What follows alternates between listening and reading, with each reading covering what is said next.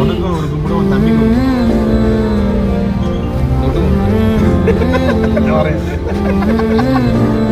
நீ போடுறா என்ன பாடுறா போடுற இது கிடையாதா என்னடா கேட்ட நீ அப்புறம் உனக்கு நடந்தா உள்ள பைத்தியக்காரங்களா சாமி ஏசப்பாவா நாங்க கேவ் கிட்டே போய் நிறுத்தோம்டா. டேய் கலாநிதி, இது இங்க உள்ள ஒரு பார்க் தானே, பார்க்கிங்க லேக்குக்கு இன்னும் உள்ள போகணுமா, புரியுதா?